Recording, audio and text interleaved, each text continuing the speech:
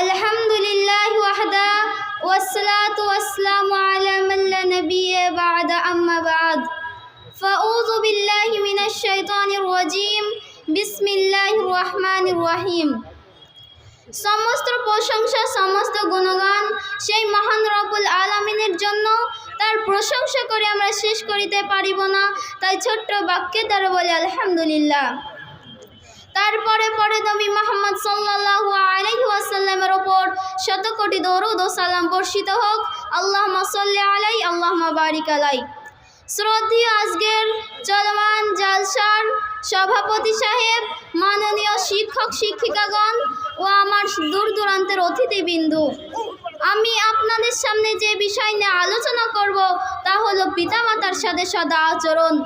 প্রত্যেক সন্তানের কাছে নিজ পিতামাতা হচ্ছে মূলধন, সবচেয়ে নিকটতম আপন। কিন্তু দুঃখের বিষয়, অনেক সময় পরিবার ও সংসারে ভুল বোঝাবুঝির ফলে নানা দুঃখে তারা পর হয়ে যায় এবং তাদের সঙ্গে অন্যায় আচরণ করা হয় এবং তাদের সঙ্গে অসৎ ব্যবহার করা হয়। তাই মহান আল্লাহ তাদের ব্যাপারে বিশেষ আদেশ ও নির্দেশ দিয়েছেন। তাই মহান আল্লাহ তাদের ব্যাপারে সদা আচরণের বিশেষভাবে নির্দেশ দিয়েছেন। পিতামাতার সঙ্গে সদা আচরণ সম্পর্কে মহান আল্লাহ অন্য আয়াতে বলেন, ওয়াসাইনাল ইনসানা বিওয়ালিদাইহি হামালাতুহু উম্মুহু ওয়াহনান আলা ওয়াহনিন ওয়া ফিসালুহু ফি আমাইনি আন ইশকুরুলি ওয়া লিওয়ালিদাইকা ইলাইয়াল মাসির। আল্লাহ মানুষকে তার পিতামাতার সাথে সদ্য ব্যবহার করার নির্দেশ দিয়েছেন।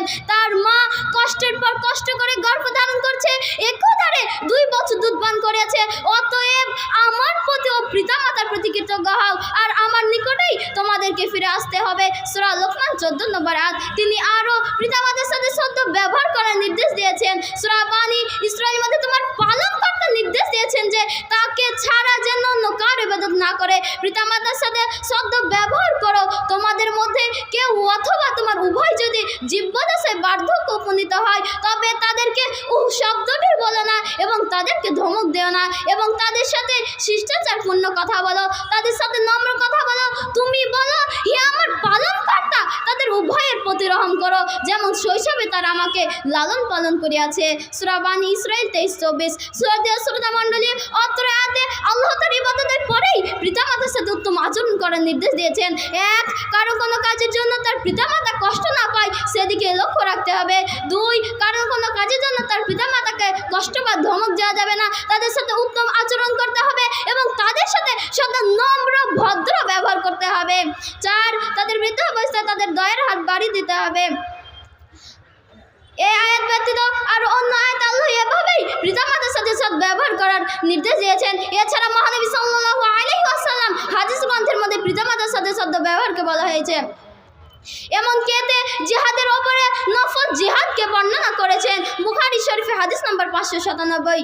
আব্দুল্লাহ ইবনে ওমর রাদিয়াল্লাহু তাআলা আনহু বলেন, নবী করিম সাল্লাল্লাহু আলাইহি ওয়াসাল্লামকে জিজ্ঞাসা করলাম আল্লাহর নিকটে সবচেয়ে পছন্দনীয় আমল কি? রাসূল সাল্লাল্লাহু আলাইহি ওয়াসাল্লাম বলেন, সময় মতো সালাত আদায় করা। তারপর জিজ্ঞাসা করলাম, তারপর কি? তিনি বললেন, পিতামাতার অনুগত হওয়া। তারপর জিজ্ঞাসা করলাম, তারপর কি?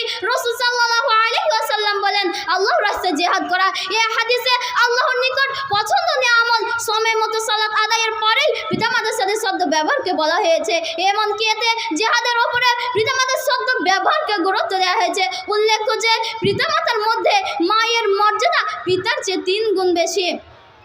পরিশেষে আল্লাহর কাছে দোয়া করি, আল্লাহ পাক যেন আমাদের পিতামাতার সাথে সৎ ব্যবহার করার তৌফিক দান করুক। আমিন। আসসালামু আলাইকুম ওয়া রাহমাতুল্লাহ। আসসালামু আলাইকুম ওয়া রাহমাতুল্লাহ।